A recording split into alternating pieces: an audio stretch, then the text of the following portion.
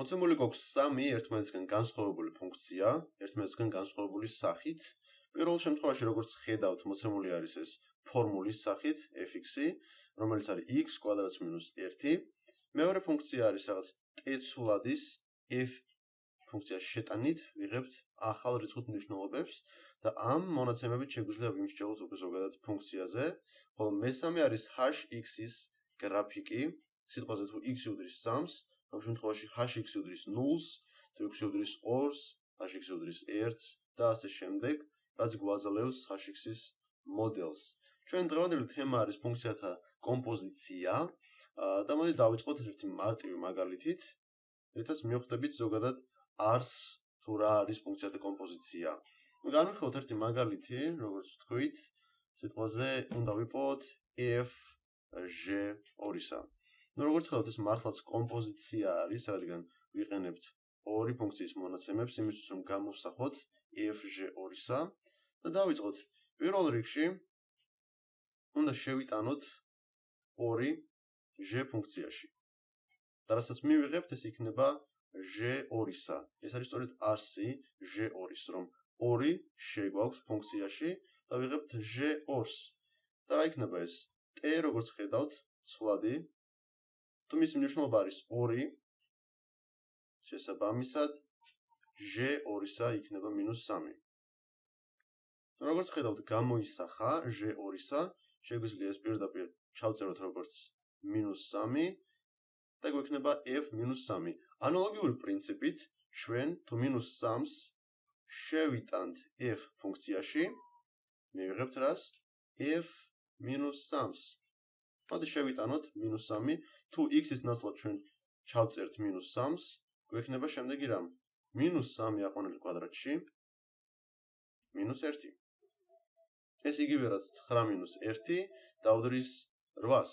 როგორც ხედავთ, ჩვენ გამოვთვალეთ რა არის f(g)2-სა და განვიხილოთ კიდევ ერთი მაგალითი. შეგიძლიათ, როცა მაგალითს ჩამოვწერ, ვიდეო დააპაუზოთ და გააკეთოთ თავად. აი სიტყვაზე უნდა ვიპოვოთ f(h)2-სა. ხედავთ, იგივე პრინციპი არის და რა იქნება f(h)2-სა. ვიწყებთ ანალოგიურად. და არსებობს ასევე ორი ამოხსნის გზა, მაგრამ შედეგი რა თქმა უნდა იყოს ერთი და იგივე. და მოდი დავიწყოთ განვიხილოთ ორივე ამოხსნის გზა. ესე იგი, პირველ რიგში f ფუნქციაში მოთავსებული არის რაღაც ცვლადი.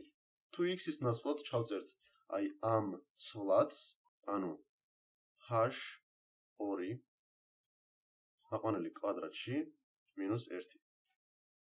და თუ ვიპოვით h2-ს, მაშინ ჩვენ გამოვსახავთ ჩვენს ფუნქციას h2. ესე იგი, თუ h-ი გვაქვს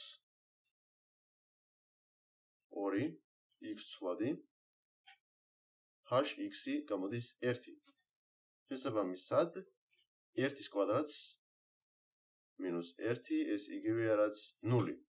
მაგრამ ჩვენ შეგვეძლო ჯერ გვეპოვა h2 და შემდეგ ჩაგვესვა ის f ფორმულაში. ანუ 2 უნდა შევიტანოთ h ფუნქციაში, რაც როგორც ხედავთ მოგცემს 1-ს, ხოლო შემდეგ 1 უნდა ჩავსვათ f ფუნქციაში, რაც მოგცემს f-ს 1-ზე. და თუ 1-ს ავაკვადრატებთ და გამოვაკლებთ 1 დაგვრჩება ისევ და ისევ 0. ახლა კი შეგვიძლია ეს ყველაფერი კიდევ უფრო გავართულოთ.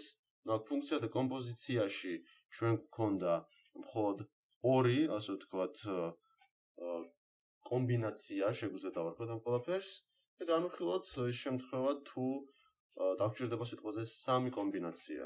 უფრო გავართულოთ ეს ყველაფერი აი სიტყვაზე h(g)f2-სა. როგორც ხედავთ, ოდნავ გართულებულია ეს ყველაფერი, მაგრამ აქ უცხო არაფერი არ არის, რადგან შეგვიძლია თუ ორჯერ გავაკეთეთ ერთ და იგივე, შეგვიძლია სამჯერაც გავაკეთოთ. დავიწყოთ. ესე იგი, პირველ რიგში ვიპოვოთ f2-სა, 2-ის კვადრატს -1. ეს არის 3.